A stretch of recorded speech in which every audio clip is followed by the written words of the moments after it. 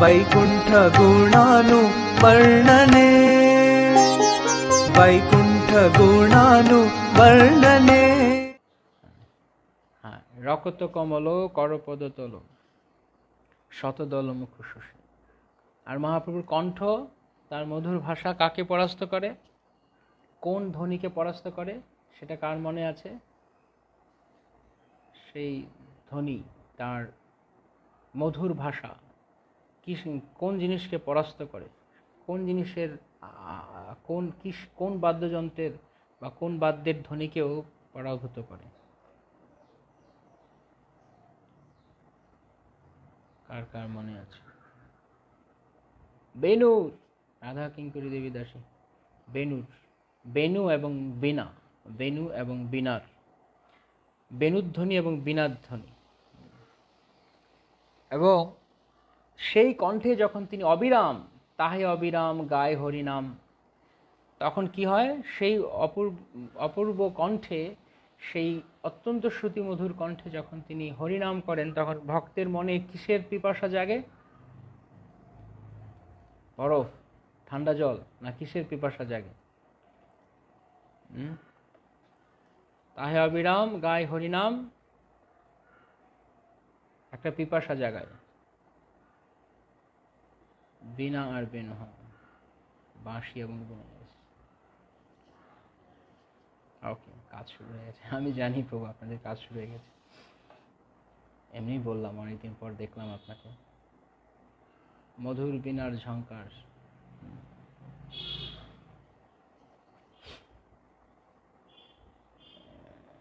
কোনো সমস্যা নেই, বৈষ্ণব শুরু করব। তো কি পিপাসা জাগায় ভক্তের হৃদয়ে? সেই মহাপ্রভুর কণ্ঠধ্বনি, মহাপ্রভুর কণ্ঠে হরিনাম সংকীর্তন।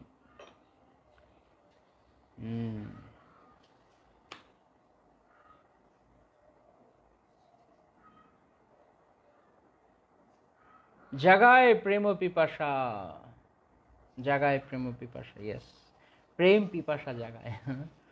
মহাপ্রভুর কণ্ঠস্বর ভক্তের হৃদয়ে প্রেমের পিপাসা জাগায়।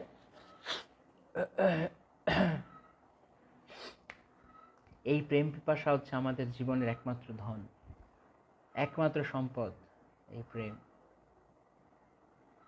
যদি মহাপ্রভু করুণা করেন তাহলে আমাদের প্রেম পিপাসা জাগবে। কারা কারা প্রেম পিপাসা জাগাতে চান হৃদয়ে? হরি বল, হরি বল, হরি বল, হরি বল। সমস্ত বিষয় পিপাসা যাক, প্রেম পিপাসা থাকুক, কেবল প্রেমের পিপাসা হোক, বাকি সব পিপাসা চলে যাক। কেবল কৃষ্ণ পিপাসা, কেবল কৃষ্ণকে চাই, কেবল কৃষ্ণকে ভালোবাসতে চাই, জীবনটা কৃষ্ণময় হোক। আরো আরো আরো যদি কৃষ্ণকে পেতাম, কেননা কৃষ্ণের আনন্দ অসীম, আর এই জগতে সবকিছু সসীম, কিন্তু ভগবত ভক্তির আনন্দ অসীম, অসীম আনন্দ। সেই অসীম আনন্দে যদি আপনি থাকতে চান, তাহলে আপনাকে প্রেমের পিপাসা জাগাতে হবে হৃদয়ে, কৃষ্ণ পিপাসা। কতজন কত কিছুর পিপাসায় আছে, বিষয় ভোগের, সেই সব কিছু বাদ দিয়ে কেবল প্রেম পিপাসা জাগাতে হবে। হরি বল। অনেক ভক্তরা বলছেন হরি বল, তারা সবাই প্রেম পিপাসা জাগাতে চাইছেন। 7-8 জন চাইছেন, আর বাকিরা চাইছে না নাকি প্রেম পিপাসা জাগাতে? সমস্যা আছে, প্রেম পিপাসা বেশি জাগালে আবার এই জড়জগৎ সব যাবে। কৃষ্ণের প্রতি যার একবার হৃদয় লেগেছে, তা সে পাগল হয়ে যাবে, তা সেই পাগলকে দেখে বাকিরাও পাগল বলবে। তো আপনাকে কিন্তু ভগবানের জন্য পাগল হতে গেলে একটু স্যাক্রিফাইস করতে হবে। কি? যে আপনি সমাজে হয়তো অতটা সম্মান পাবেন না, বা লোক আপনাকে পাগল বলতে পারে, আপনাকে মাথা খারাপ বলতে পারে, কৃষ্ণের জন্য প্রেম পিপাসা জাগলে। কারণ ভক্ত যখন ভগবানের জন্য তার প্রেম জাগে হৃদয়ে, কেবল কৃষ্ণ অন্বেষণ করে, তখন জগতের সমস্ত কিছু তার কাছে সেকেন্ডারি হয়ে যায়, গৌণ হয়ে যায়। তাই কেবল সে তখন, এবং তার এই ধরনের ইচ্ছা দেখে, তার এই বাসনা দেখে লোকেরা তখন মনে করে এর মাথা খারাপ, এ কেন আমাদের মতো, কি ব্যাপার, আগে তো সুন্দর আমাদের সঙ্গে মিশতো, পার্টি করতো, একসাথে কথা বলতো, হ্যাঁ, কত কত ভালো ছিল, ডাকলেই ফোন করলে এই চলে আসো, হ্যাঁ বাস সুন্দর পার্টি চলছে। গল্পগুজব চলছে, সারা দুনিয়ার যত সমস্ত আগডুম বাগডুম পেঁচাল পারছে, কিন্তু যখন সে ভক্ত হয়ে যাচ্ছে তখন আর তার কৃষ্ণ কথা ছাড়া ভালো লাগছে না।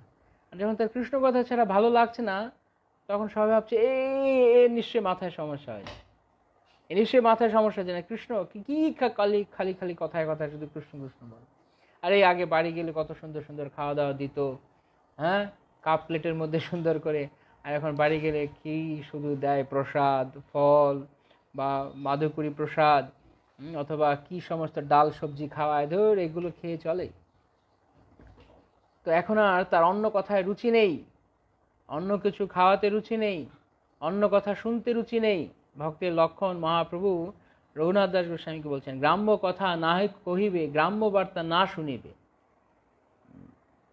কখনো অন্য কথা বলবে না এবং অন্য কথা শুনবে না। তার মানে কি, এখন কেউ যদি এরকম, তাহলে কি তাহলে আমরা কিভাবে চলবো? এই প্রভু এটি কি হলো, আমরা কথা বলতে পারবো না নাকি? লোক জিজ্ঞেস করলো তুমি কেমন আছো, না কথা বলবো না, কারণ আমি তো কৃষ্ণ কথা ছাড়া অন্য কিছু না। সেরকম নয়, আপনার যেটুকু লৌকিকতা বজায় রাখা দরকার সেটুকু করুন, কিন্তু অন্তর থেকে ভগবানকে প্রেমের পিপাসা জাগান হৃদয়ে। যেমন আমাদের যখন পিপাসা লাগে ভেতরে, জলের পিপাসা, তখন কি সেটা অন্য লোক বুঝতে পারে? যতক্ষণ আমি না বলবো আমার পিপাসা আমার ভেতরে, আমি অনুভব করতে পারছি। ঠিক তদ্রূপ কৃষ্ণের জন্য আকুতি ভক্ত নিজে অনুভব করতে পারেন, আর সেই আকুতি অত্যন্ত গুরুত্বপূর্ণ সম্পদ, সেটা যত্রতত্র বিলাবেন না, এবং যেখানে সেখানে গিয়ে বলবেন না আমার খুব প্রেম পিপাসা জেগেছে, তাহলে এটা বাহাদুরি হবে, অহংকার হবে এবং পতনের কারণ হবে। সেটা খুব সযত্নে রাখতে হবে। তো সেই প্রেম ও পিপাসা মহাপ্রভু জাগাচ্ছেন এই কলিযুগে এসে।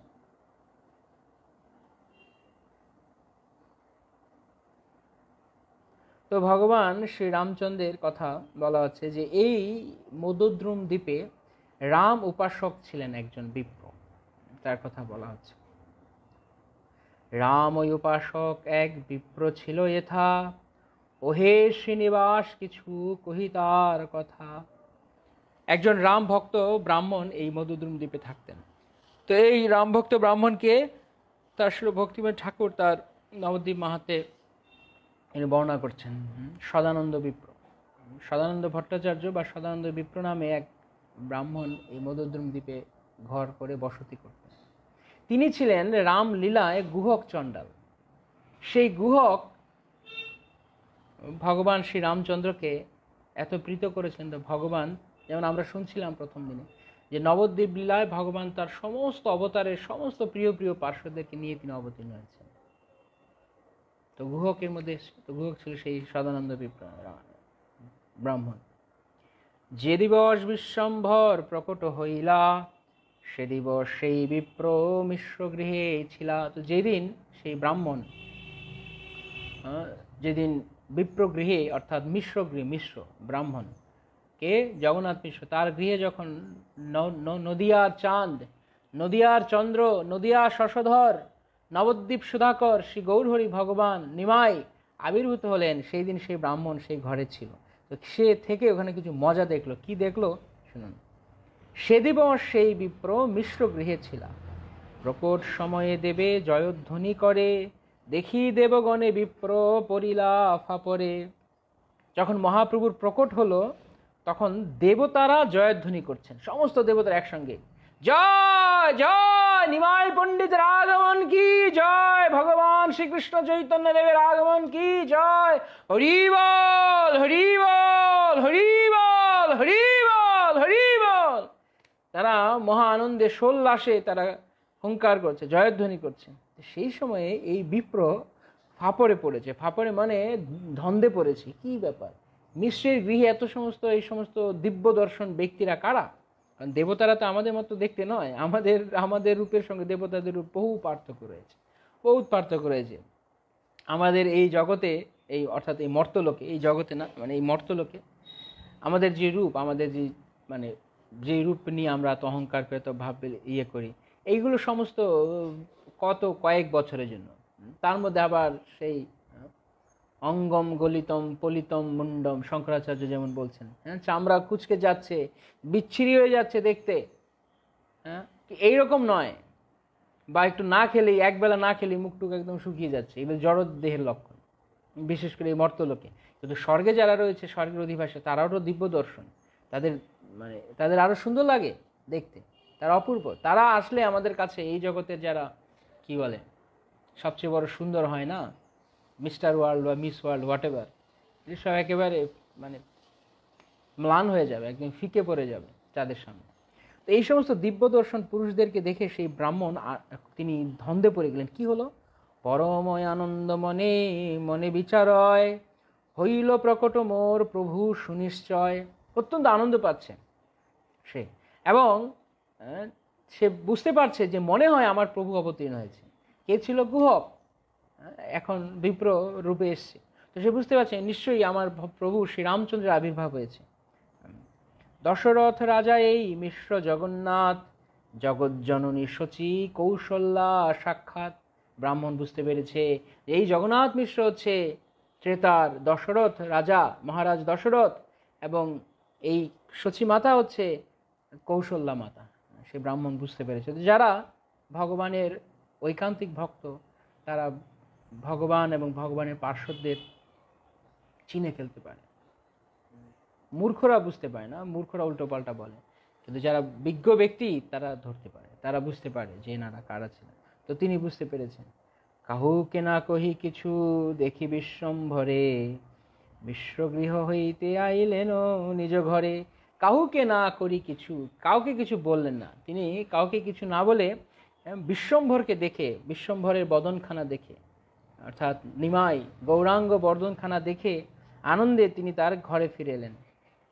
দুর্বাদল শ্যাম রামে করিতে ধ্যান, দেখি মিশ্রপুত্রে গৌর মূর্তি অনুপম। হরিবল হরিবল। ঘরে ফিরে এসে তার ইষ্টদেব রামচন্দ্রের আরাধনা করছে, রামচন্দ্রের ধ্যান করছে। তো যখন রাম চিন্তন করছে, রাম ধ্যান করছে, তখন দেখছে রাম নেই, সেখানে কে রয়েছে? বিশ্বম্ভর।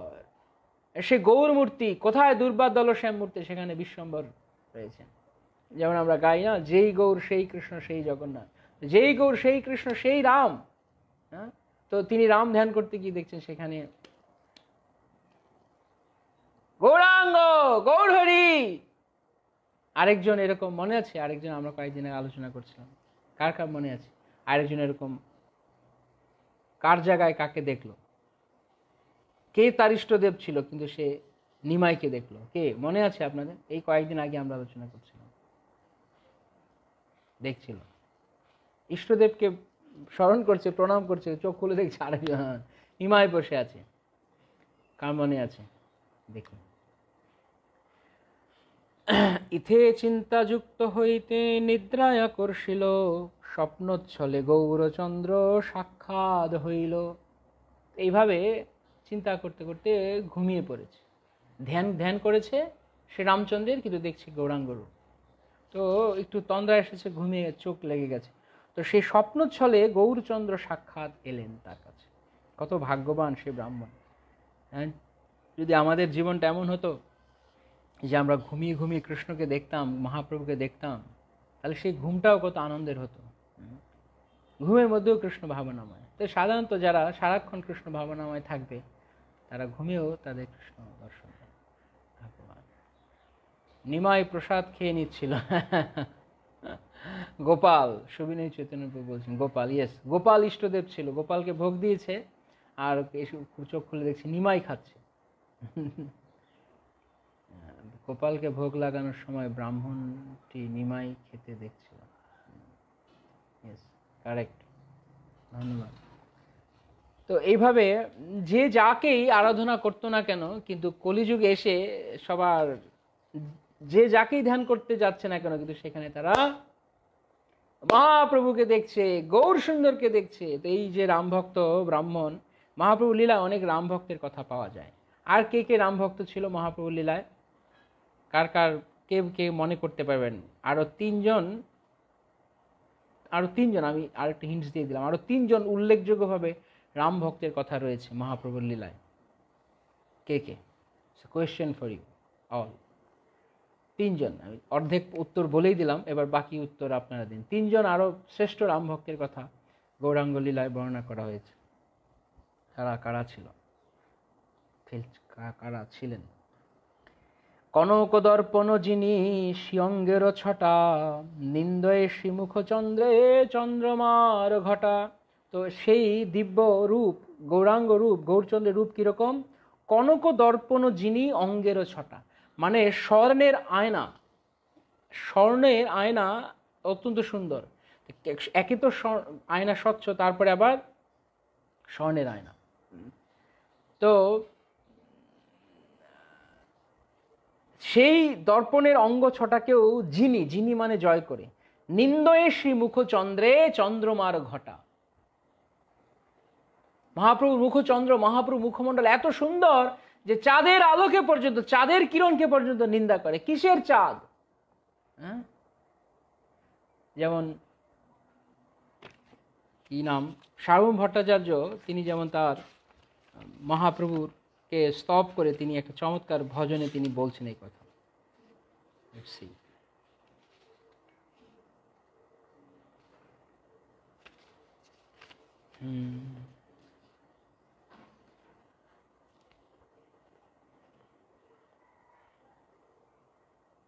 চন্দ্র বিনিন্দিত, খুব সুন্দর একটা কথা আছে।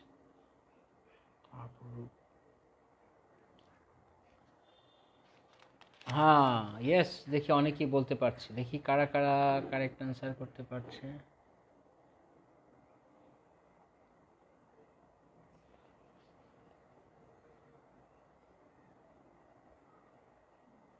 মুরারি গুপ্ত, মুরারি গুপ্ত, ইয়েস, মুরারি গুপ্ত, অনুপম, মুরারি গুপ্ত, কারেক্ট। মুরারি গুপ্ত এবং অনুপম, অনুপম ব্রাদার অফ রূপ গোস্বামী। ওকে, দুজন হলো, তো আরেকজনকে? মুরারি গুপ্ত, মুরারি গুপ্ত,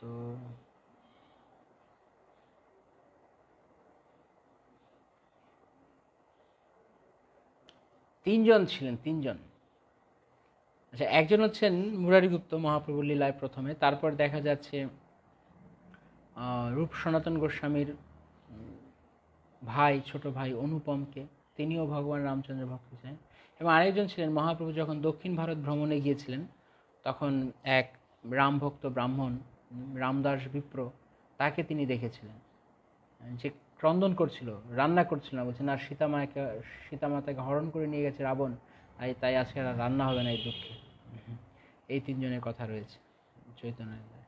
তো সার্বভৌম ভট্টাচার্য তিনি বলছেন যে তার সচিতনয় অষ্টকমে বলছেন যে মহাপ্রভু এই যে চন্দ্রের সাথে যে তুলনা করে, সেখানে তিনি বলছেন চন্দ্র বিনিন্দিত শীতল বদনম তম প্রণমামি চ শ্রী সচিতনয়ম। চন্দ্র বিনিন্দিত শীতল বদনম, মহাপ্রভুর মুখমণ্ডল দর্শন করলেই সমস্ত দুঃখ জ্বালা দূর হয়ে যায়, সমস্ত হৃদয়ের যন্ত্রণা সব দূর হয়ে শীতল হয়ে যায়, তপ্ত হৃদয় শীতল হয়ে যায়। তাই বলা হচ্ছে চন্দ্র বিনিন্দিত শীতল বদনম তং প্রণমামি চ শ্রী সচিতনয়ম। এরকম ছিল তার মুখমণ্ডল, চন্দ্র বিনিন্দিত। এখানে বলছে সে একই কথা, নিন্দয়ে মুখ চন্দ্রে চন্দ্রমার ঘটা, আজানুলম্বিত বাহু বক্ষ পরিসর, আকর্ণ পর্যন্ত নেত্র ভঙ্গি মনোহর। আজানুলম্বিত বাহু, তার হাঁটু পর্যন্ত দু হাত, তার দু বাহু প্রসারিত হাঁটু পর্যন্ত, এবং তার দুটো চোখ তার কান পর্যন্ত, আকর্ণ টানা টানা চোখ একদম কান পর্যন্ত, আকর্ণ পর্যন্ত নেত্র ভঙ্গি মনোহর, তাতে অপূর্ব ভঙ্গি, মনোহর ভঙ্গি। তার ভাবভঙ্গি, তার শ্রীমুখের ভঙ্গি দেখলেই কারোর মন হরণ করে নিয়ে যায়। শিরে চারু চিকন চাচর কেশভার, তাহে সুবিচিত্র বেরা নানা পুষ্পহার। মস্তকে, ভগবান শ্রী গৌরাঙ্গদেবের মস্তকে শিরে চারু চিকন চাচর কেশভার, কুঞ্চিত কেশদাম, কোকড়ানো চুল, তার কেশদাম মানে চুলের চুল মানে কেশ রাশি, কুঞ্চিত কেশদাম তার স্কন্ধ পর্যন্ত দোলায়িত, এবং তার মধ্যে সেই চুলের মধ্যে, কোকড়ানো চুলের মধ্যে সুবিচিত্র বেড়া নানা পুষ্পহার, অনেক অনেক সুন্দর সুন্দর ফুলে, বিভিন্ন বিচিত্র ধরনের ফুলে মহাপ্রভুর মস্তকের কেশরাজি শোভিত। গলে যজ্ঞসূত্র অতি অদ্ভুত সুষমা, সর্বাঙ্গ সুন্দর নাই জগতে উপমা। তার গলায় যজ্ঞসূত্র এবং অদ্ভুত সুষমা, তার মানে সৌন্দর্য। বিলসয় অপূর্ব রতন সিংহাসনে, স্তুতি করে সম্মুখে ব্রহ্মাদি দেবগণে।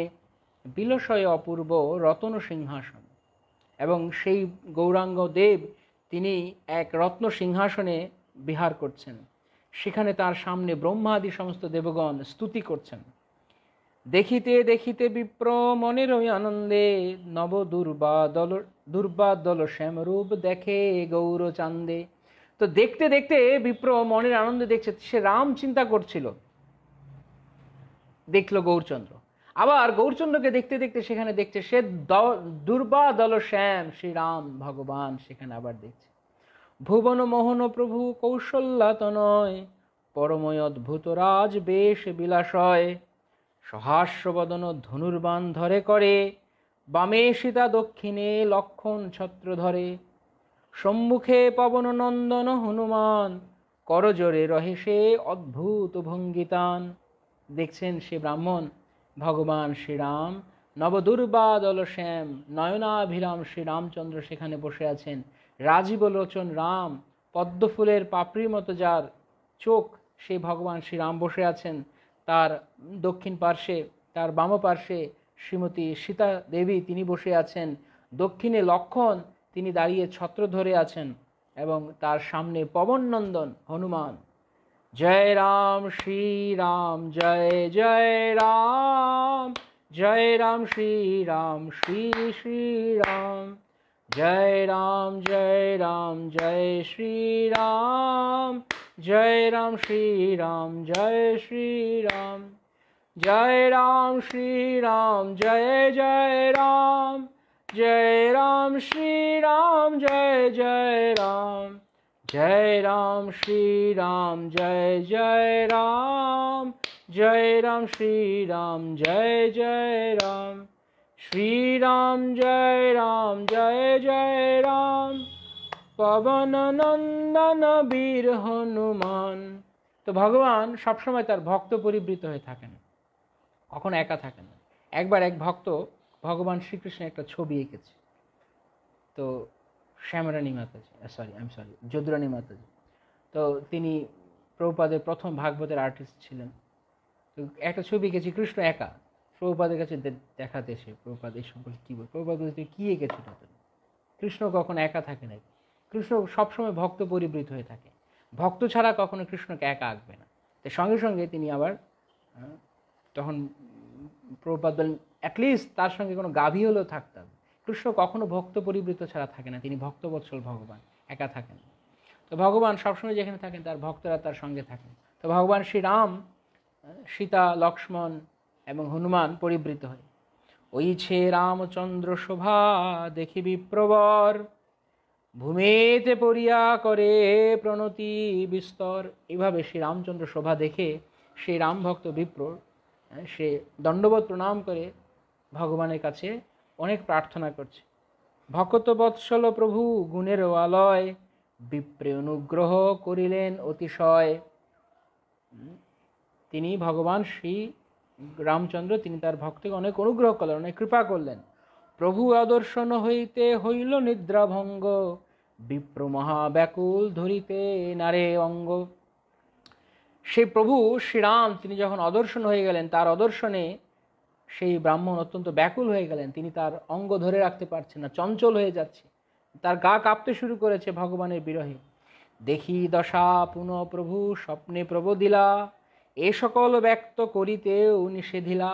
তখন ভগবান আবার স্বপ্নে এসে তাকে বলে, সাবধান, এ কথা কাউকে বলবে না, কাউকে বলবে না এ কথা যে আমি তোমাকে দর্শন দিয়েছি, আমি যে গৌরচন্দ্র, আমি যে ভগবান শ্রীরাম, কাউকে বলবে না এ কথা, সাবধান করে দিন। কারণ ভগবান এই অবতারে তিনি প্রকাশ করেন, এর কারণ রয়েছে। কারণ ভগবান যদি প্রকাশ করেন, গৌরাঙ্গ মহাপ্রভু শ্রীমদ্ ভাগবত অনুযায়ী তিনি প্রচ্ছন্ন অবতার, তো তিনি যদি নিজেকে প্রকাশ করেন তাহলে ভগবান গৌরাঙ্গ মহাপ্রভু ভক্তরূপে অভিনয় করেছেন, তিনি বলতেন আমি ভগবান।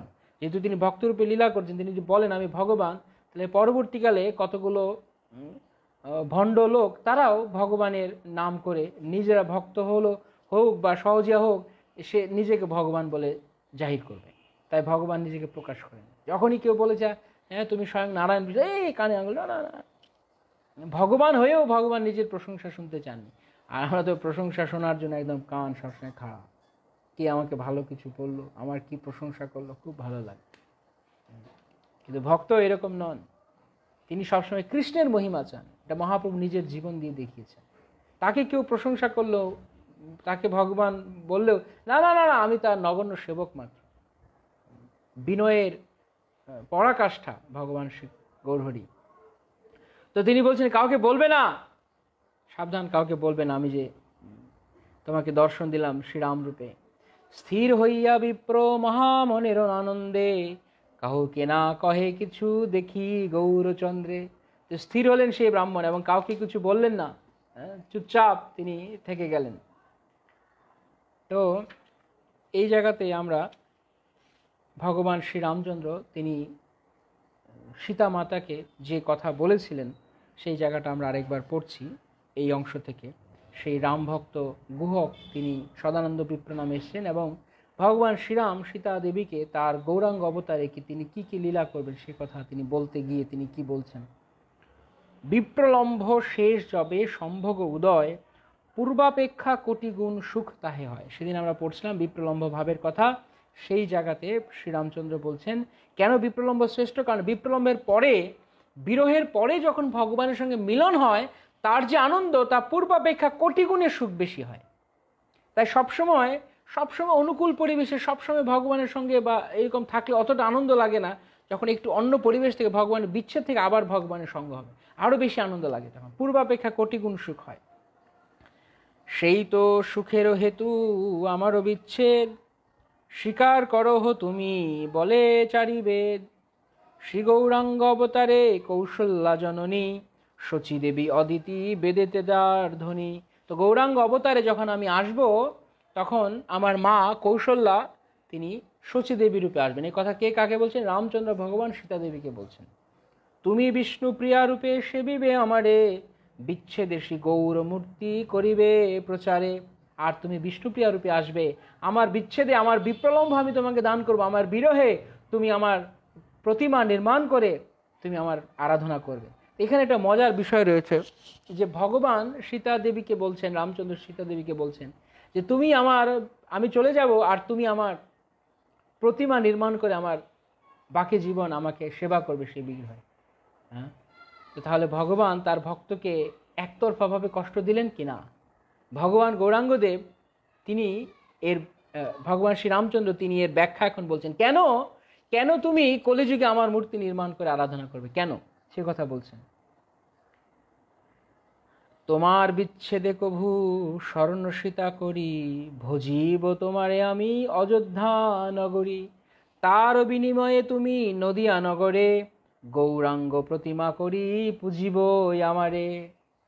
এখন এই যুগে এই লীলাতে দেখুন এই ব্যাপারটা বোঝা রয়েছে। সাধারণ লোকেরা তারা বলে যে রামচন্দ্র ভগবান সীতা দেবীকে বনবাসে দিয়ে দিয়েছেন, কেন এরকম করলেন? তিনি সীতাকে উদ্ধার করে নিলেন রাবণের কাছ থেকে, এত কষ্ট পেলেন মা সীতা, তারপর তাকে ত্যাগ করে দিলেন, বনবাসে দিলেন, এটা সীতা দেবীর প্রতি তার অন্যায় হয়েছে। এবং সকল যারা ফেমিনিস্ট তারা এই সমস্ত সহ্য করতে পারে না। ভগবান ইভেন ভক্তদের মধ্যে কেন ভগবান রামচন্দ্র সীতা দেবীর সঙ্গে এরকম করলেন, হ্যাঁ সেটা আমরা আগের দিন আলোচনা করছিলাম। আমরা কতটা মূর্খ যে আমরা ভগবানের লীলাকে আমাদের বিচার বুদ্ধির দ্বারা আমরা ক্যালকুলেশন করতে চাই, আমরা এর গণনা করতে চাই। আমি ভালো বুঝে গেছি, শ্রীরামচন্দ্র ভগবান এর আগেই সীতা দেবীকে বলে দিয়েছেন যে এই যুগে ত্রেতাতে আমি তোমাকে বনবাসে পাঠাবো। তার মানে এটা সীতা দেবীর জন্য কোনো শখ ছিল না, তার জন্য এটা কোনো সারপ্রাইজ ছিল না। সীতা দেবী জানতেন, এর আগেই বনবাসে থাকাকালেই এখানে দেখাচ্ছেন শ্রীরামচন্দ্র ভগবান তিনি সীতা দেবীকে বলে দিয়েছেন এরকম আমরা বনে বনে ঘুরবো, এমন একটা সময় আসবে, তারপর আমি তোমাকে বনবাসে দেব। অস্বাভাবিক কিছু নয়। কিন্তু লোকেরা বলে না, সীতা দেবী এত কষ্ট করেছে, তাকে কেন দিলেন? আরে বাবা, সীতা দেবী কষ্ট করেছে, রামচন্দ্র তাকে বনবাসে দিয়েছেন, সীতা দেবী কষ্ট করেছে। যদি আমি যুক্তির খাতিরেও বলি, মানে সাধারণ তর্কের খাতিরেও যদি আসি, যে সীতা দেবী কষ্ট পেয়েছে সীতাদেবী কষ্ট পেয়েছেন, রামচন্দ্র ভগবান তাকে হারিয়েছিলেন। তো রামচন্দ্র তিনি যেরকম সীতাদেবীর জন্য বিরহ করেছেন, সীতাদেবীও রামচন্দ্রের জন্য কষ্ট পেয়েছেন অশোক বাটিতে যখন তিনি ছিলেন। তো সেটা যদিও অরিজিনাল সীতা ছিলেন না, কারণ অরিজিনাল সীতা অগ্নিদেবের কাছে ছিলেন। অগ্নিদেব যে ছায়া সীতা দিয়েছিলেন তাকে রামচন্দ্র, কিন্তু লীলাকে পুষ্ট করার জন্য এটা দেখানো হচ্ছে, এটা নিগূঢ় তত্ত্ব। কিন্তু এটা যদি আমরা সবসময় চিন্তা করি তাহলে আমরা লীলার রস আস্বাদন করতে পারবো না, যে এটা ছায়া সীতা, ও তাহলে দ্যাট ডাজন্ট ম্যাটার, ওকে ঠিক আছে, ছায়া সীতাই তো ভোগ করেছে, না কষ্ট ভোগ করেছে না, এইভাবে চিন্তা করলে ভক্ত লীলার মাধুর্য আস্বাদন করতে পারবে না। হ্যাঁ, সেটা নিগূঢ় তত্ত্ব, এটা ব্যাকগ্রাউন্ড। অনেক সময় ভক্তিতে তত্ত্ব থাকলেও সবসময় তত্ত্ব বিচার করে না ভক্ত, সবসময় সব জায়গাতে তত্ত্ব বিচার করার মতো নয়। কেন? যেমন বৃন্দাবনে কৃষ্ণ তো ভগবান, কিন্তু বৃন্দাবনে ব্রজবাসীরা কৃষ্ণ যে ভগবান সে কথা জানার বিন্দুমাত্র তারা ইচ্ছা প্রকাশ করে, তারা জানতেও চাননি। কেউ তাদেরকে বলতে আসে, যেমন উদ্ধব বলতে আসে, তারা তাকে এই কথা কোনো মূল্য নেই।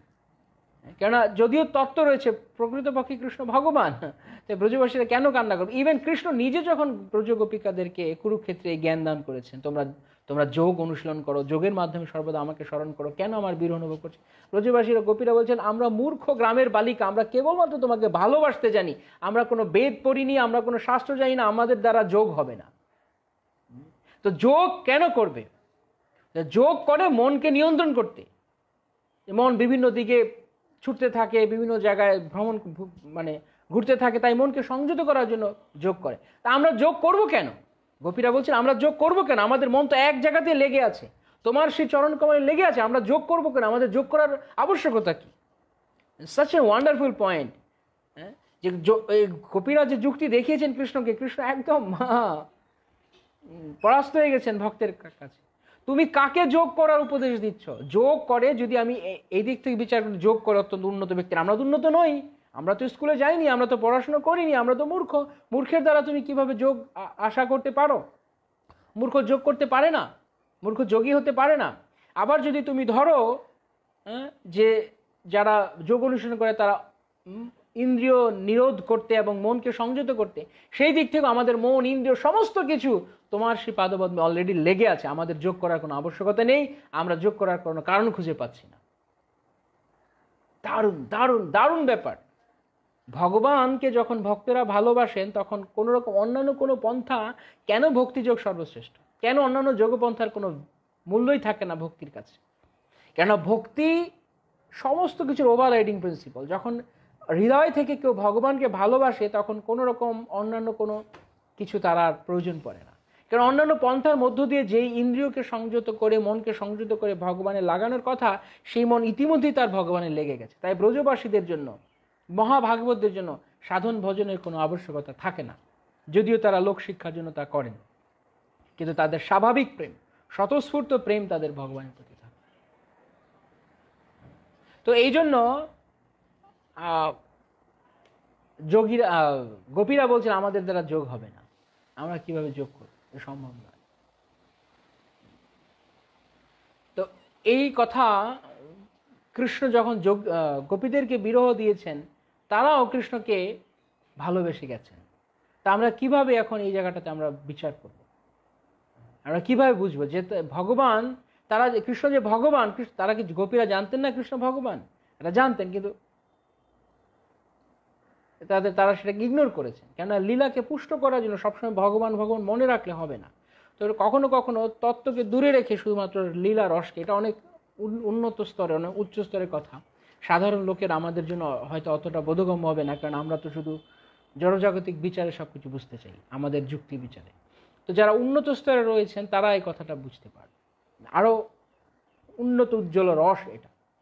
তো এই জন্য এখানে বলা হচ্ছে যে এই যে সীতা মাতা, তিনি জানতেন সব কিছু ঘটবে। তো যখন ভগবান শ্রী রামচন্দ্র সীতা মাতাকে হারালেন, মা সীতা তিনি ছায়া স্বরূপে তিনি যখন রাবণের কাছে গেলেন, সেখানে কষ্ট ভোগ করলেন, তিনি ফিরে এলেন, রামচন্দ্র ভগবান তাকে বনবাসে দিয়ে দিলেন। আবার এই যে বনবাসে দিয়ে দিলেন, তাতে করে অনেকের দুঃখ বা রাগ বা ক্রোধ, যেটাই হোক, শ্রী রামচন্দ্র কিসের রাম, রামকে সবাই এত কিছু বলে, রাম কিসের রাম? জাগতিক লোকের এটা নিয়ে অনেক কিছু বানিয়ে ফেলে, যে রাম কিসের, অনেকে এরকম বলে ফেলে যে রাম কিসের কিসের ভালোবাসার প্রতীক। কোনো কোনো মূর্খেরা বলে যে ভালোবাসার প্রতীক বা ভালোবাসার সেরা নিদর্শন হচ্ছে শাহজাহান। শাহজাহান হচ্ছে ভালোবাসার সেরা নিদর্শন, কারণ সে তাজমহল বানিয়েছে। মূর্খ কোথাকার, মূর্খাহিকা, কোনো জ্ঞান বুদ্ধি নেই। শাহজাহানের মধ্যে একটা লম্পট দুনিয়াতে কম ছিল, অথচ সে একটা তাজমহল বানিয়েছে, তাতে লোক এত কিছু।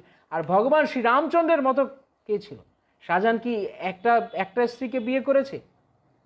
বরং প্রেমের নিদর্শন দেখিয়েছেন ভগবান শ্রী রাম। যখন সীতা মাতা তিনি রাবণ সীতাকে অপহরণ করেছে, তখন রামচন্দ্র চাইলে তার থেকে কোটি কোটি সীতা নির্মাণ করতে পারতেন, কোটি সীতাকে রামচন্দ্র বিবাহ করতে পারতেন। কারণ ভগবান রামচন্দ্র তিনি সমস্ত ঐশ্বর্যের স্বয়ং প্রভু, পরমেশ্বর, 64 গলা পূর্ণ। তিনি চাইলে তা করতে পারতেন, তিনি তা করেন। তিনি এক পত্নী ব্রত ধারণ করেছেন এবং তিনি মা সীতাকে তার স্ত্রী রূপেই শুধু গ্রহণ করেছিলেন। এবং সীতা মাতাকে উদ্ধার করার জন্য আপনি দেখান পৃথিবীতে আর একটা উদাহরণ দেখান, কিসের শাহজাহান এই সমস্ত ঘোড়ার ডিমের কথা বলে। এরা কি করেছে এদের স্ত্রীদের জন্য? একটা বিল্ডিং বানিয়েছে, তাও সেই বিল্ডিংয়ের কত কালো ইতিহাস আছে। যাই হোক, সেদিকে আমরা যাচ্ছি না। কিন্তু ভগবান শ্রী রামচন্দ্র প্রেমের চরম পরাকাষ্ঠা। তাই জন্য বারবার বলা হয় যে মূর্খ কখনো ভগবত ভক্তি বিজ্ঞান বুঝতে পারবে না। কারণ মূর্খ সব কিছুকে জড়জাগতিক বিচারে তার 2 টাকার স্কুলের বিদ্যার জ্ঞানে, তার পাঠশালার বিদ্যার জ্ঞানে সে বুঝতে চায়। 2 পয়সার বিদ্যা অর্জন করেছে, সেই জ্ঞান দিয়ে সে ভগবানকে বুঝতে চায়। ভগবান এসবের এই আমাদের চিন্তা ভাবনার ঊর্ধ্বে উল্লঙ্ঘিত ত্রিবিধ সীম ভগবানের এক নাম, যিনি স্থান কাল পাত্র এসবের ঊর্ধ্বে তিনি অবস্থান করেন। এবং দৈর্ঘ্য প্রস্থ উচ্চতা, আমাদের জগতে যে 3 ডাইমেনশনাল জ্ঞান রয়েছে, ভগবান 4 ডাইমেনশনাল। ভক্তিসিদ্ধান্ত সরস্বতী ঠাকুর প্রভুপাদ বলেছেন তিনি 4 ডাইমেনশনাল। এই 3 ডাইমেনশনাল 3D জ্ঞান এই জগতের ম্যাক্সিমাম জ্ঞান, কিন্তু কৃষ্ণ হচ্ছেন 4 ডাইমেনশনাল। তুমি বুঝতে পারবে না, তার জন্য তোমার গুরু কৃষ্ণের, গুরু বৈষ্ণবের, সাধু গুরু বৈষ্ণবের কৃপা লাগবে, করুণা লাগবে, তাদের আশীর্বাদ লাগবে, তবেই তুমি গিয়ে ভগবত তত্ত্ববিজ্ঞান বুঝতে পারবে। কতগুলো ইউনিভার্সিটি ডিগ্রি নিয়ে এলেই তুমি কৃষ্ণলীলা, গৌরাঙ্গ লীলা, রামলীলা বুঝতে পারবে না। শুধু ভগবানকে অপবাদ করা ছাড়া আর কিছু পারবে না। তাই তারা বলছে ভগবান শ্রীরাম সীতা দেবীর জন্য শ্রীরামচন্দ্র তার জীবন দিয়ে দিলেন। তার কি দরকার পড়েছিল এত কষ্ট করে সমুদ্র পার হয়ে লঙ্কায় গিয়ে সীতা মাতাকে উদ্ধার করা? তিনি তো নিজে চাইলেই আরো অনেক সীতা গ্রহণ করতে পারতেন। তো ভগবান তার প্রেমের নিদর্শন দিয়েছেন, এবং তারপর ভগবান এত যুদ্ধ করেছেন, এত কিছু করে তারপর সীতা মাতাকে উদ্ধার করেছেন। এরপর ভগবান শ্রী রামচন্দ্র সীতা দেবীকে বনবাসে দিয়েছেন, তার পেছনে সেটা হচ্ছে আরো উন্নত রস আস্বাদন করার জন্য, বিরহ রস, বিপ্রলম্ব রস আস্বাদন করার জন্য। এটা আমাদের ক্ষুদ্র মস্তিষ্কে বোঝার মতো বিষয় নয়। তাই ভগবান শ্রী রামচন্দ্র এখানে সীতা দেবীকে বলছেন যে আমি তোমাকে এখন স্বর্ণ সীতারূপে কলিযুগ এই ত্রেতা যুগে আমি তোমার আরাধনা করবো, তোমার স্বর্ণ সীতা বানিয়ে বা স্বর্ণ প্রতিমা বানিয়ে আমি তোমাকে আরাধনা করব। আর তার সেই ঋণ শোধ করতে তুমি কলিযুগে আসবে এবং তুমি আমার প্রতিমা বানাবে। তো কেন ভগবান শ্রী গৌরাঙ্গ মহাপ্রভু সন্ন্যাসে গেলেন? এখন আমি এই যুগে আমি তোমাকে বিসর্জন দিব, আমি তোমাকে সন্ন্যাসে পাঠাবো, তোমাকে বনবাসে পাঠাবো, আর কলিযুগে আমি বনবাসে যাব, আমি সন্ন্যাস নিয়ে গৃহত্যাগী হব। এখন যেমন তোমাকে গৃহত্যাগ করে দিলাম, তাই আমি আবার তা পূরণ করব, কলিতে এসে আমি গৃহত্যাগ করব। আর এখন আমি তোমার ভজনা করব, আমি তোমার স্বর্ণ প্রতিমা বানিয়ে তোমার বিরহ আমি অনুভব করব, আর কলিযুগে তুমি আমার স্বর্ণ প্রতিমা করে আমার বিরহ অনুভব করবে। কত চমৎকার লীলার মধ্যে যোগসূত্র রয়েছে। মূর্খের বোঝার বিষয় না, প্রেম নেত্রে এসব দেখতে হয়। এই গূঢ় কথা সীতা গোপনীয় অতি, লোকেতে প্রকাশ নাহি হইবে সম্প্রতি। এই গূঢ় কথা আমি তোমাকে বললাম, সাধারণ লোক এখন তা বুঝতে পারবে না। এই নবদ্বীপ মোর বড় প্রিয় স্থান, অযোধ্যাদি নাহি হয় ইহার সমান। এই নবদ্বীপ আমার অত্যন্ত প্রিয়, অযোধ্যা ইত্যাদি যত তীর্থ রয়েছে এই নবদ্বীপের মতো আমার এত প্রিয় নয় সীতা। এই রামবট বৃক্ষ কলি আগমনে, অদর্শন হয়ে সীতা রবে সঙ্গোপনে। এই রূপে রাম সীতা লক্ষণ সহিত, এই স্থানে কতদিন হয়ে অবস্থিত। দণ্ডক অরণ্য গেলা কার্য সাধিবারে, রামের কুটির স্থান পাও দেখিবারে। এইভাবে এই স্থানে ভগবান শ্রীরামচন্দ্র কিছুদিন অবস্থান করবার পর তারপর তিনি দণ্ডকারণ্যে গেলেন, সেখানে গেলেন, তারপর সেখান থেকে সীতা অপহরণ হলো, এই সমস্ত লীলা সেখানে ঘটলো। সেই কথা শ্রী নিত্যানন্দ প্রভু, শ্রীমৎ নিত্যানন্দ প্রভু তিনি জীব গোস্বামীকে বলছেন, এই দেখো এখানে রামবট ছিল, যা কলি আগমনে এখন অন্তর্ধান হয়েছে।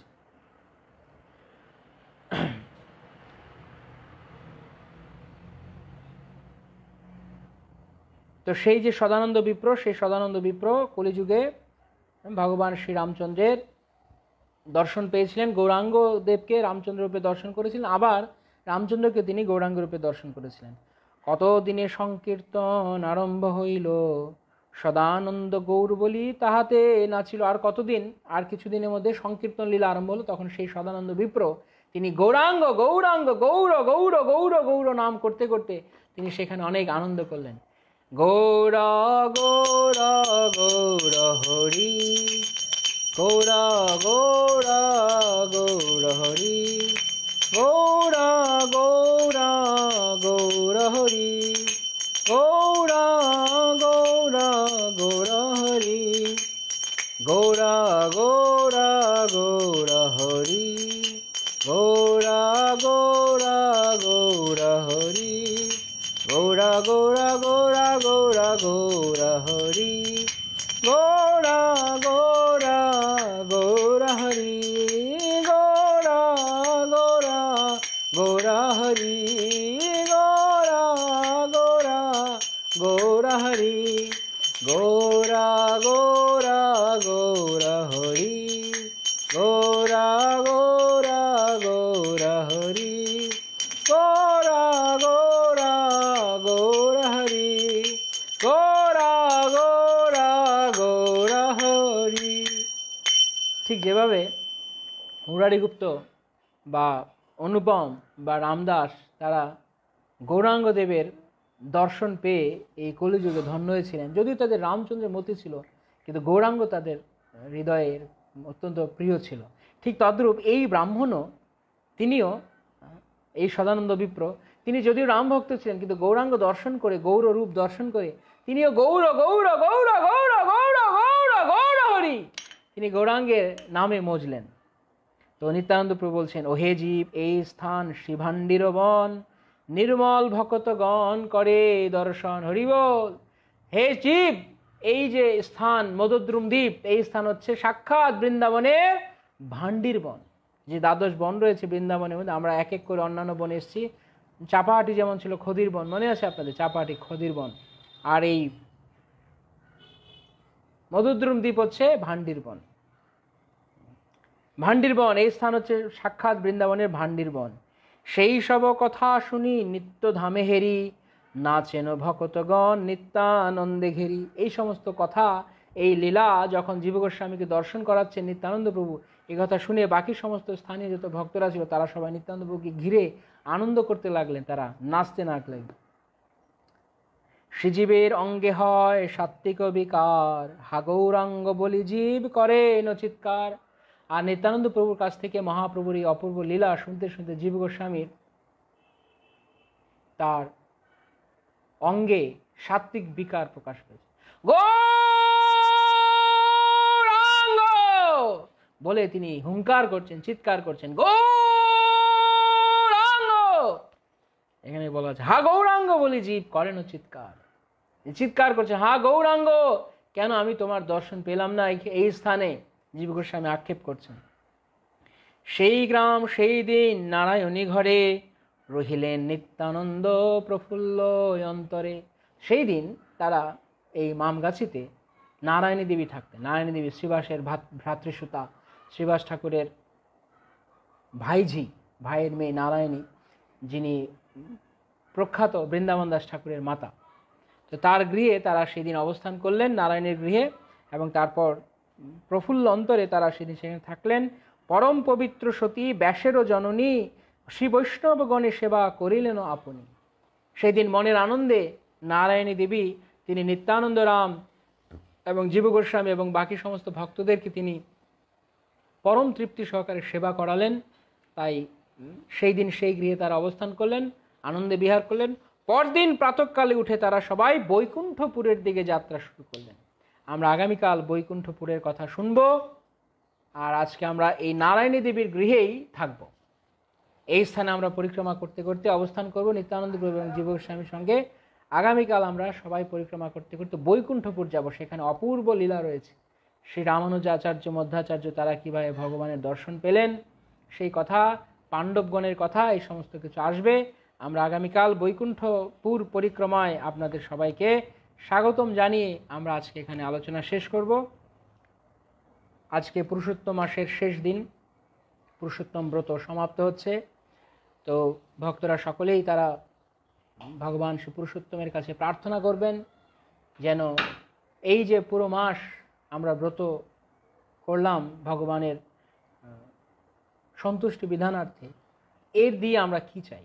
এর দিয়ে আমরা চাই যেন ভগবান শ্রী পুরুষোত্তম তিনি আমাদেরকে আশীর্বাদ করেন, তিনি আমাদেরকে কৃপা করেন, যেন তার শ্রী পাদপদ্মে আমাদের মন লেগে থাকে। আমরা যেন কায়, মন এবং বাক্যে পূর্ণরূপে পুরুষোত্তমের সেবায় নিযুক্ত হতে পারি। আমরা যেন পুরুষোত্তমকে হৃদয় দিয়ে ভালোবাসতে পারি। এটাই হবে পুরুষোত্তম মাসের সার্থকতা। অনেকে পুরুষোত্তম ব্রত করেছেন এবং অনেকেই এর মধ্যে আবার অনেকেই খুব চিন্তিত গত কয়েকদিন ধরে পারণ নিয়ে, কখন পারণ হবে, এই সেই অনেক কিছু। ওকে ফাইন, এগুলো সেকেন্ডারি হতে পারে, গৌণ বিষয়। মুখ্য বিষয় হচ্ছে যে আমরা কতটুকু কৃষ্ণে মন দিলাম, আমরা কতটুকু কৃষ্ণকে ভালোবাসলাম, সেটা হচ্ছে জীবনের মূল কথা। অনেক ব্রত আচার অনুষ্ঠান করেও ভগবানকে কখনো দান, ব্রত, তপস্যা ইত্যাদি দ্বারা সন্তুষ্ট করা যায় না। ভগবানকে আকর্ষণ করা যায় কেবলমাত্র প্রেমের দ্বারা। ধনে জনে পাণ্ডিত্যে কৃষ্ণ নাহি পাই, কেবল ভক্তির বশ চৈতন্য গোসাই। শ্রীমদ্ ভাগবতমে ভগবান বলছেন উদ্ধবকে যে দান, ব্রত, তপস্যা, সাংখ্য, যোগ ইত্যাদির দ্বারা আমাকে তুমি এত প্রীত করতে পারবে না, প্রেমের দ্বারা আমি যতটা প্রীত হই উদ্ধব। তাই ভালো কথা, ব্রত আমাদের জন্য সুযোগ দেয়। এই যে দামোদর ব্রত আসছে সামনে, পুরুষোত্তম ব্রত গেল, এইগুলো, এই সমস্ত ব্রত উদযাপন করার মূল অর্থ কী? এগুলো পালন করার মূল উদ্দেশ্য হচ্ছে যে আমরা আরও বেশি করে কৃষ্ণ ভাবনাময় যেন হতে পারি। যখনই কোনো স্পেশাল ব্রত আসছে তখন আমরা যেন ফ্যানাটিক্যাল না হয়ে যাই, শুধু ব্রত ব্রত ব্রত ব্রত করব। তো ব্রতই শুধু ব্রত চিন্তা, কিন্তু ব্রতর মধ্য দিয়ে যদি আমরা কৃষ্ণকে ভালোবাসতে না পারি, কতটুকু আমার হৃদয় থেকে জড়জগতের আসক্তি গেল, বিষয়ে আসক্তি গেল, জড় সম্পর্ক থেকে আমার আসক্তি গেল, কতটুকু আমি কৃষ্ণের দিকে গেলাম, সেটা অতি গুরুত্বপূর্ণ। তাই এত ব্রত আচার আদি অনুষ্ঠান করে যদি অহংকার হয় যে আমি খুব বড় ব্রত করেছি, আমি লোককে দেখাচ্ছি আমি ব্রত করেছি, হ্যাঁ, তো যেমন আমরা ব্রতের প্রথমে সংকল্প গ্রহণ করি, শেষে সংকল্প গ্রহণ করি, ভালো কথা, কিন্তু এই সংকল্প কিসের সংকল্প? আমরা কি বলি সংকল্পতে? বিষ্ণু প্রীত্যার্থে, কৃষ্ণ প্রীত্যার্থে। আপনি প্রীতি লাভ করুন, আপনি সন্তুষ্ট হন। সমস্ত সংসিদ্ধির হরিতোষ্ণ, সমস্ত কাজের সার্থকতা হচ্ছে, পারফেকশন হচ্ছে হরির সন্তুষ্টি বিধান। তাই আমরা যদি ভগবানকে সন্তুষ্ট করতে পারি তাহলে আমাদের ব্রতের সার্থকতা। ব্রত শুধু বাহাদুরি করার জন্য নয়, ব্রত শুধু লোক দেখানোর জন্য নয়, হ্যাঁ, ব্রত করলাম লোকে জানলো পুরুষোত্তম ব্রত করেছি, আজকে সবাই ঘটা করে আনন্দ ফুর্তি করব না, তা নয়। শুধু ব্রতের মূল উদ্দেশ্য হচ্ছে যে এই দিয়ে আজকের দিনে যেমন অনেকেই বৈষ্ণবদেরকে ভোজন করাবেন, প্রসাদ পাবেন, সেটা রিকমেন্ডেড। শাস্ত্রে বলা হয়েছে যে কোনো ব্রত, শুধু পুরুষোত্তম ব্রত নয়, যে কোনো ব্রত যখন কেউ সম্পন্ন করে তখন তাকে বৈষ্ণব ব্রাহ্মণ ভোজন করানো উচিত, তার সেবা করা উচিত, তারপর তারা গ্রহণ করতে পারে। কিন্তু এসবের মধ্য দিয়ে মূল লক্ষ্য কী, উদ্দেশ্য কী? উদ্দেশ্য হচ্ছে আমরা যেন কৃষ্ণকে ভালোবাসতে পারি। তাই পুরুষোত্তম ব্রত হোক বা সামনে দামোদর ব্রত আসছে, শিল প্রভুপাদকে যখন এই সম্পর্কে জিজ্ঞাসা করা হয়েছে, প্রভুপাদ বলেছেন we are regular customer, this are all discount months. যেমন সেল দেয় না বিভিন্ন দোকানে দোকানে, এইগুলো হচ্ছে সেলের মতো, কিন্তু যারা রেগুলার কাস্টমার তাদের জন্য সেলে কোনো ফারাক পড়ে না, তারা সবসময় দোকান থেকেই কেনে। তো কৃষ্ণ হচ্ছেন আমাদের জন্য রেগুলার ভগবান, আমাদের দৈনন্দিন ভগবান তিনি, আমাদের দৈনন্দিন প্রেম পুরুষ তিনি। আমাদের আলাদা করে বিশাল ব্রত আদি উদযাপন করে যে আলাদা কিছু হবে এমন কিছু কোনো কথা নেই। বা যদি আমরা করিও তার মধ্যে মূল লক্ষ্য হবে যে এই ব্রত যারা যারা করেছে ভক্তরা, সেই অর্পণ ভগবানকে করে যে ভগবান দয়া করে আমায় আশীর্বাদ করো, যেন আমার যে জড় আসক্তি রয়েছে, জড় বন্ধনের দ্বারা আমি বদ্ধ এই জগতে কষ্ট পাচ্ছি, সেই সমস্ত কিছু দূরে যাক, আমি যেন তোমাকে ভালোবাসতে পারি, আমার হৃদয় যেন তোমার সেই পাদপদ্মে নিবদ্ধ হয়ে থাকে। এইটাই কেবলমাত্র আমাদের একমাত্র বাসনা হোক। কৃষ্ণ তদ্বীয় পদপঙ্কজ পঞ্জরান্তম অদ্বৈব মে বিশুত মানস রাজহংস প্রাণ প্রয়াণ সময়ে কপবাত বৃত্তই কণ্ঠাবরোধন বিধৌ স্মরণম কুতস্তে। আজ এক্ষুনি এই মুহূর্তে কৃষ্ণ তোমার শ্রী পাদ পদ্মে আমার মনরূপ রাজহংস প্রবেশ করে যাক, পূর্ণরূপে তোমার শ্রীচরণে থাক। নয়তো ব্রত করে কী লাভ? আজকে অনেক কষ্ট করে 1 মাস আমরা ব্রত হয়তো কমপ্লিট করলাম কেউ কেউ, তারপর কাল থেকে আবার যেই কেসে আরে বাপরে বাপ 1 মাস খেতে হবে না, আচ্ছা মতো খাবো, এখন ধুমধারাক্কা খাবো। তো কী হলো? ব্রত করার মানে কি হলো? ব্রত করার মধ্যে মানে শুধু কোনো রকমে কন্ট্রোল করেছি, শুধু খাওয়াটা কন্ট্রোল করেছি, কিন্তু তারপর আবার সেই ব্রত শেষ, আবার চলো খাও আচ্ছা মতো।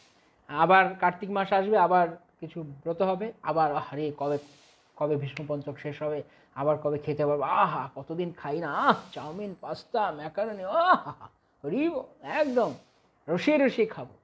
এইগুলো নয়। ব্রত শুধু নিয়ন্ত্রণ করে রাখলাম কিছু সময়ের জন্য, লাভ কি? যদি ব্রত করার দ্বারা আমরা কৃষ্ণের প্রতি আকৃষ্ট না হই, আর নিদ্রা ইত্যাদির প্রতি আমাদের বাসনা কমতে থাকে, ব্রতের মূল ফলাফল বা ব্রতের সার্থকতা, ব্রতের যথার্থতা তখন বোঝা যাবে যখন আমরা ব্রত করার পর আমাদের কৃষ্ণকে ভালো লাগবে।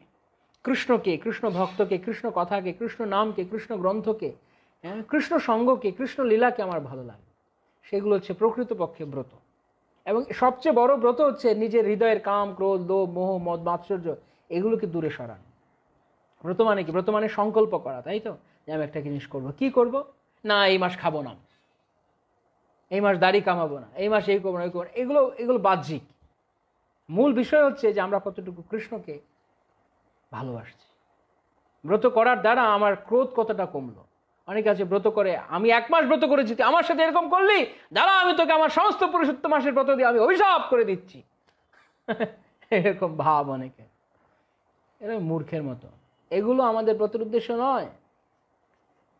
পুরুষোত্তম ব্রত করলে বা কোনো ব্রত করলে, পুরুষোত্তম ব্রত পূর্ণরূপে চিন্ময়। এই ব্রতের দ্বারা কেবলমাত্র ভগবত সন্তুষ্টি বিধান। এমনকি এই ব্রত যদি বলা হচ্ছে এই ব্রত করলে কেউ বৈকুণ্ঠ লোক, গোলক বৃন্দাবন ফিরে যাবে, যাক, কৃষ্ণ যদি নিয়ে যায় যাক, যদি না নিয়েও যায় তবু আমরা কৃষ্ণের, আমরা কৃষ্ণকে ভালোবাসব। আসলে বিষয়টা হচ্ছে যে যদি একটা পুরুষোত্তম মাস করে যদি সঙ্গে সঙ্গে বৈকুণ্ঠ ধামে ফিরে যাওয়া যেত, গোলক বৃন্দাবনে, তাহলে এই জগৎ ধীরে ধীরে খালি হতে থাকতো।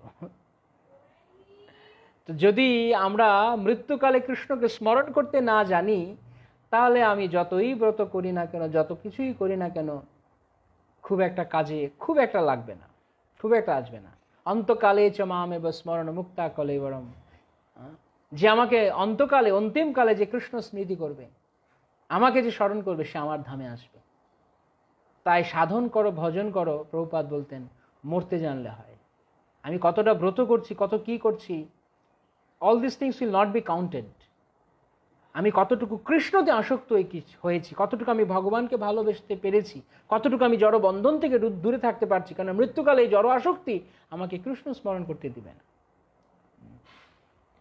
তাই ব্রতের মূল উদ্দেশ্য হচ্ছে কৃষ্ণকে ভালোবাসা। যে কোনো ব্রতের, সে দামোদর হোক, সে পুরুষোত্তম হোক, সে পদ্মনাভ হোক, সে মাধব হোক, সে গোবিন্দ হোক, সে বিষ্ণু হোক, যা কিছু হোক না কেন, যত মাস রয়েছে, কেশব মাস থেকে আমাদের মাস রয়, কেশব মাস, নারায়ণ মাস, মাধব মাস, গোবিন্দ মাস, বিষ্ণু মাস, মধুসূদন মাস, ত্রিবিক্রম মাস, বামন মাস, শ্রীধর মাস, ঋষিকেশ মাস, পদ্মনাভ মাস, দামোদর মাস, যত মাসই আমাদের থাকছে না কেন, বা পুরুষোত্তম মাস, এক্সট্রা মাস যে রয়েছে, সেই সমস্ত মাস কেবলমাত্র পুরুষোত্তম মাসে ভক্তি করে একদম ডিগবাজি খাচ্ছি, দামোদর মাসে একদম বৈরাগ্য করে একদম খুঁজে পাওয়া যাচ্ছে না।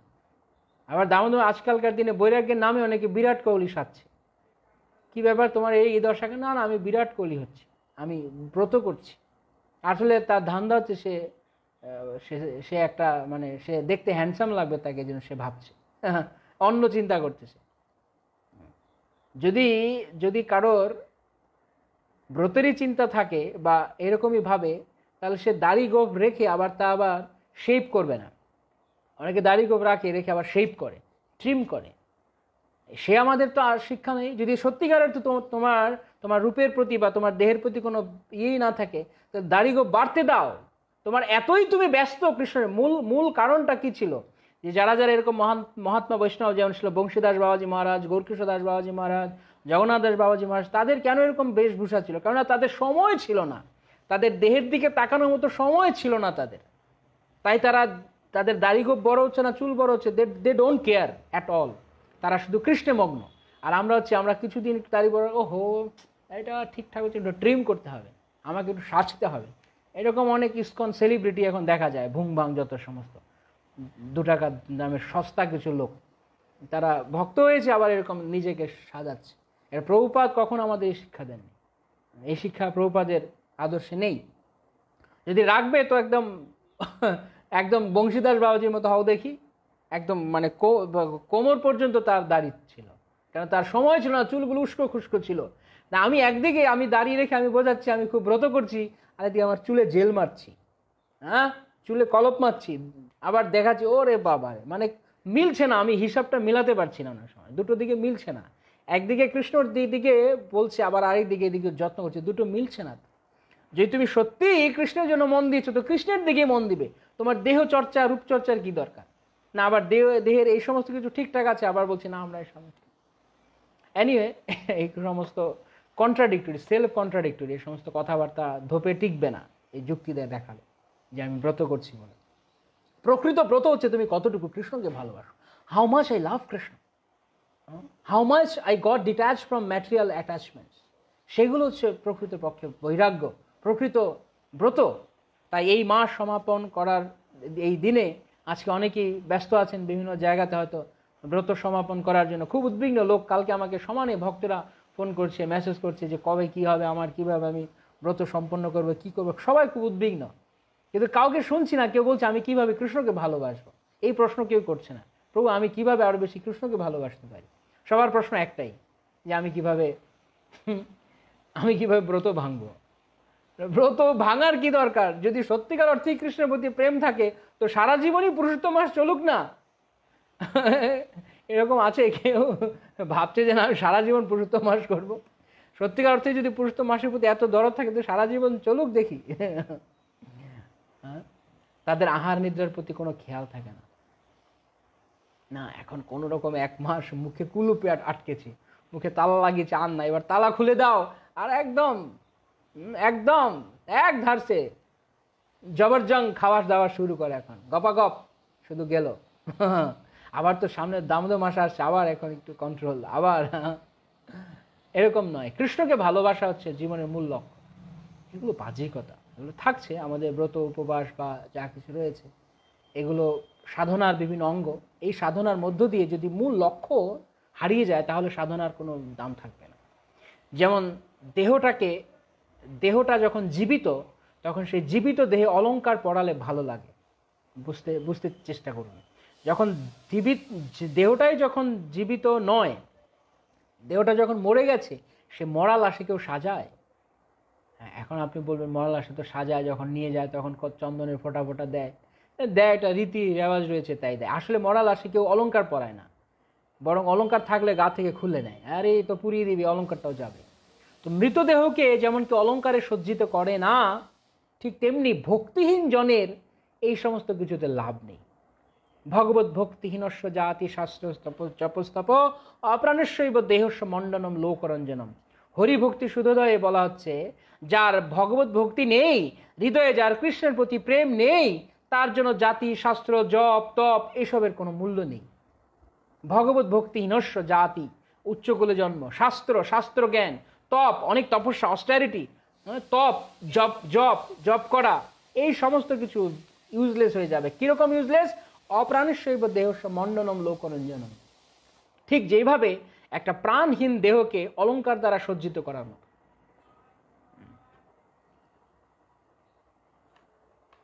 তাই প্রকৃত যে আত্মা, যেমন বলা হচ্ছে, ভক্তিনাথ ঠাকুর বলছেন, শ্রীকৃষ্ণ চৈতন্য প্রভু জীবে দয়া করি সপার্শ্বদর্শীয় ধাম সহ অবতরী, অত্যন্ত দুর্লভ প্রেম করিবারে দান, শিখায় শরণাগতি ভক্তের উপর।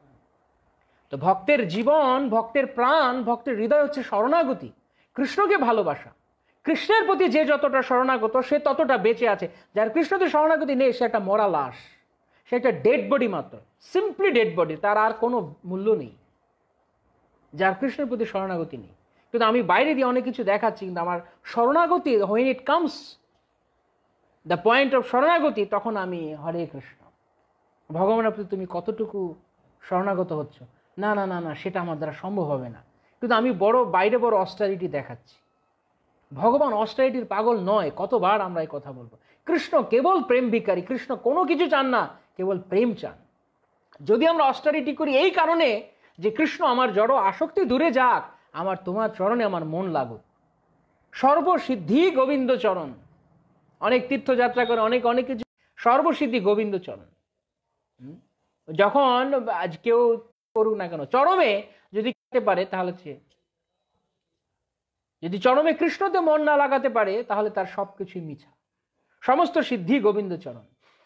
তাই গোবিন্দের চরণে, কৃষ্ণ চরণে, শ্রী গৌরাঙ্গের চরণে আমাদের কতটুকু রতিমতি হলো সেইটা বেশি গুরুত্বপূর্ণ। আমরা বাইরে কি করলাম, কতটা করলাম, এখন এর অজুহাতে আবার এই বলবে না তাহলে তো আমি ঘুমিয়ে থাকি, আমার কিছু করার দরকার নেই। সেটা হচ্ছে ফাঁকিবাজদের কথা। যারা ফাঁকিবাজ তারাই কথা বলে, ও তো ক্লাসে শুনেছি কিছু করতে হবে না, তা বলা হচ্ছে না। এখানে বলা হচ্ছে বেশি দেখানোর দরকার নেই। আপনি সাধন ভজন করুন, তপস্যা করুন, কিন্তু সেই তপস্যার মূল লক্ষ্য যেন হয় কৃষ্ণকে সন্তুষ্ট করা এবং চরমে কৃষ্ণকে ভালোবাসা। আরাধিত ইয়দি হরিস তপসা তত কিম, নারাধিত ইয়দি হরিস তপসা তত কিম। অন্তর বহির ইয়দি হরিস তপসা তত কিম, নান্তর বহির ইয়দি হরিস তপসা তত কিম। যার অন্তরে বাইরে কৃষ্ণ রয়েছে, হরি রয়েছে, তার তপস্যার কি প্রয়োজন? যার অন্তরে বাহিরে কৃষ্ণ নেই, হরি নেই, তার তপস্যার কি প্রয়োজন? যার, যে কৃষ্ণকে আরাধনা করেছে তার তপস্যার কি প্রয়োজন? যে কৃষ্ণকে আরাধনা করেনি তার তপস্যার কি প্রয়োজন? কথা বোঝা যাচ্ছে? হ্যাঁ, এটার মানে কি বুঝতে পারছেন? অর্থাৎ তপস্যার মূল লক্ষ্য হচ্ছে অন্তরে বাহিরে, হৃদয়ে এবং বাইরে, বহির নৃসিংহ হৃদয়ে নৃসিংহ, হৃদয়ে এবং বাইরে সর্বদা কৃষ্ণকে রাখা, কৃষ্ণকে স্মরণ করা।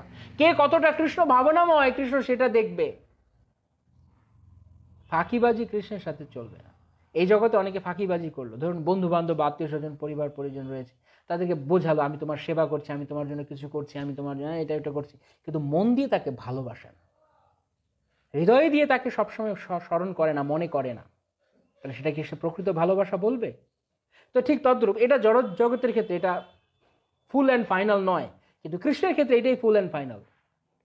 যে কৃষ্ণকে যদি আমি ভালো না বাসি, অনেক কিছু দেখাচ্ছি, কৃষ্ণ আমার হৃদয়ে বসে আছেন। আমি সারা জগৎকে ফাঁকি দিতে পারলেও কৃষ্ণ আমার অন্তরে বসে আছেন, তাকে আমি ফাঁকি দিতে পারবো না। তিনি জানেন আমার এই ব্রত, আমার এই তপস্যা, আমার এই বাহাদুরি, আমাদের এই সমস্ত করার মূল কারণ বাহাদুরি না, আমি কৃষ্ণকে চাই, উদ্দেশ্য কৃষ্ণ জানে। তাই আমি বড় ব্রত করলাম, অনেক কিছু করলাম, করেছিলাম কৃষ্ণ একটা ভালো একটা বিয়ে যদি হতো, একটা সুন্দরী মেয়েকে যদি আমি বিয়ে করতে পারতাম, আহা কৃষ্ণ, জীবনটা আমার সুখে ভরে যেত। আমি যদি একটু আমার যদি একটা লটারি লেগে যেত, আমি যদি বিদেশ চলে যেতে পারতাম। এই সমস্ত কিছু ব্রত করে যদি কেউ ভাবে বা এই ধরনের চিন্তা ভাবনা, কৃষ্ণ ছাড়া, কৃষ্ণকে ভালোবাসা ছাড়া অন্য কিছু, অন্য যে কোনো কিছু, কেবল কৃষ্ণকে প্রেম করা ছাড়া অন্য যে কোনো কিছু বাসনা হচ্ছে অন্নাভিলাষ, তা শুদ্ধ ভক্তির পর্যায়ে পড়লো না।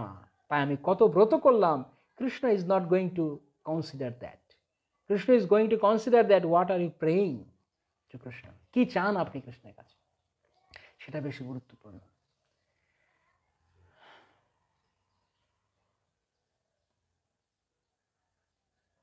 ওকে, হরে কৃষ্ণ। তাই আজকের এই ব্রত শেষ করার দিনে ব্রত সমাপন করে, ব্রত সমাপন কি ভক্তের জন্য, ব্রত সমাপন কি সবসময় ব্রত তাদের জন্য। কৃষ্ণকে ভালোবাসাই তাদের জীবনে একমাত্র ব্রত, কৃষ্ণকে ভালোবাসা। তাই আজকের এই দিনে সবাই আমরা প্রার্থনা করি ভগবান শ্রী পুরুষোত্তমের শ্রীচরণে, শ্রী পুরুষোত্তম জগন্নাথ তিনি আমাদেরকে করুণা করুন, যেন আমাদের হৃদয়, আমাদের জগন্নাথ পুরুষোত্তম যিনি আমাদের হৃদয়ের নাথ, সেই হৃদয়ে, সেই পাদপদ্মে যেন আমাদের হৃদয়ে লেগে যাক, এমনভাবে লেগে যাক, এমনভাবে কৃষ্ণচরণে মন লাগুক, এই জড়জগতে কেউ যেন সেই মনকে টেনে তুলে তাদের দিকে লাগাতে না পারে। সেটাই হবে এই ব্রতের পরিপূর্ণ সার্থকতা। জগৎগুরু শিল প্রভুপাদ কি জয়, সমবেত ভক্তবৃন্দ কি জয়, অনন্ত অনন্ত কোটি বৈষ্ণব বৃন্দ কি জয়। গৌর প্রেমানন্দে হরি হরি বল।